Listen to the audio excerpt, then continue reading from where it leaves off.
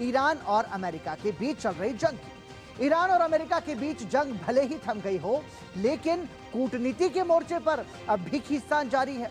शांति वार्ता के लिए इस्लामाबाद में तैयारी है, लेकिन सवाल यह है कि क्या ट्रंप के लिए युद्ध विराम अब मजबूरी है? ऐसा इसलिए क्योंकि अमेरिकी कानून के अनुसार युद्ध के लिए अमेरिकी संसद की अनुमति जरूरी है। तो ट्रंप के लिए यह अनुमति मिलना इतना आसान नहीं होगा, इसलिए 1 मई से इस युद्ध को खत्म करना ट्रंप की मजबूरी बन सकता है। एक तरफ ईरान अपनी शर्तों पर अड़ा है, तो दूसरी ओर ट्रंप एक तरफा सीज फायर को बढ़ा रहे हैं। ऐसे में सबसे बड़ा सवाल यह है कि क्या 1 मई को इस युद्ध पर विराम लग जाएगा? यह समझना जरूरी है, क्योंकि अमेरिकी संसद में किस तरीके से ट्रंप जो है वो अपनी बात मनवाएंगे, ये उनके लिए एक बड़ी चुनौती होगा।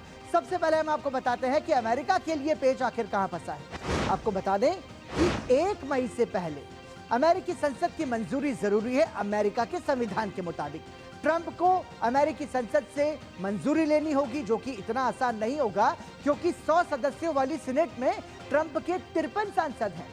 कमला हैरिस की डेमोक्रेटिक पार्टी के पास 47 सांसद हैं। ट्रंप के कई सांसदों ने ईरान पर हमले का विरोध किया है। यह बड़ी मुश्किल यहां पर ट्रंप के लिए बन सकता है।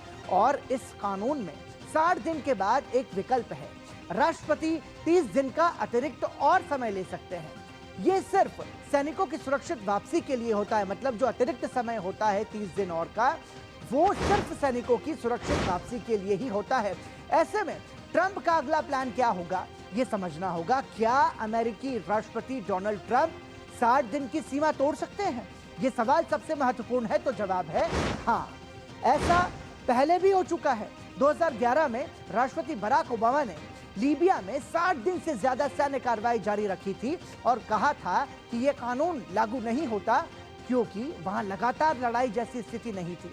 लेकिन अगर इस बार ट्रंप 60 दिन की समय सीमा को नजरअंदाज कर देते हैं, तो ये रिपब्लिकन पार्टी के लिए भी राजनीतिक रूप से मुश्किल पैदा कर सकता है।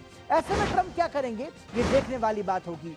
और ईरान अब भी दूसरे दौर की वार्ता से इनकार कर रहा है, लेकिन दूसरी तरफ ट्रंप ने कहा है कि मैं सबसे अच्छी डील करना चाहता हूं। इस बीच हॉर्मुज स्ट्रेट एक ऐसा जंग का मैदान बन चुका है जिसकी कीमत पूरी दुनिया चुका रही है।